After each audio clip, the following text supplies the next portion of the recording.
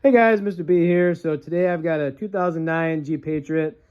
And this is just a really good example of what happens when something on the front end of your engine locks up and doesn't allow the engine to actually start. So the battery in this vehicle was like 7 years old. It wouldn't take a charge. So we went ahead and replaced it, and I got another video on that, so go ahead and check that out as well. But after putting the new battery in it, we know that it's a good battery. We know it's got a full charge. We went to go ahead and start it up, and the engine will not crank over. So this is a situation where sometimes people might jump to conclusions and assume that the engine is locked up when it's actually not. You could have a locked up alternator, AC compressor. Those are the two most common. Maybe a power steering pump, but definitely alternators and AC compressors lock up frequently, either pulleys as well. So I'm going to show you guys what it's doing. So when we go ahead and try and start it,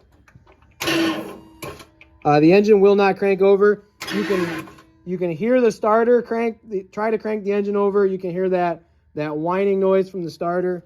Go ahead again. And you can actually see down in there the crankshaft pulley way at the bottom is spinning through the belt. All right, go ahead. So what's happening is something that's driven by this belt, this serpentine belt, is locked in place, and it will no longer spin, and the vehicle's starter is not capable of overcoming that locked up pulley. I know that the engine's not seized, and we don't have a mechanical engine problem because that crank pulley way down at the bottom does spin. So it's not the engine, it's something that this belt spins. So I'm going to go ahead and take the belt off and gain access to all these pulleys, and we'll see what's locked up. All right, so in order to take the belt off, we have to loosen up the belt tensioner. Rusty bolt down in there.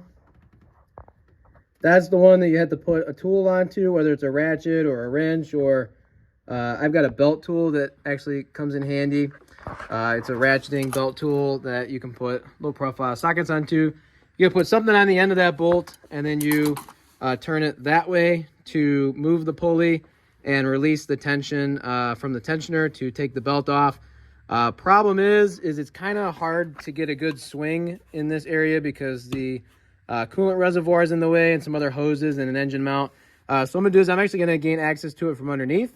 So what I'm gonna have to do is I'm gonna pop the wheel off, and well, maybe I don't even have to pop the wheel off, but might make things easier. I'm gonna go ahead and remove this whole plastic cover from underneath and gain access to that belt. All right, so now that I've got that cover off, I have a whole bunch more access to this belt. I've got my tool on the end of the tensioner. When I turn this, it relieves tension on the belt. And then I can go ahead and slip my belt off of really any pulley. So now that I've got that loose, I can go ahead and work on getting my belt off. And I'm gonna go ahead and get this off and then try and spin some of these pulleys and see which one's locked up. Everything down there spins freely.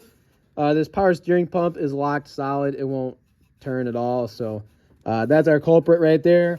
We're gonna have to replace that power steering pump. And then that should free everything up.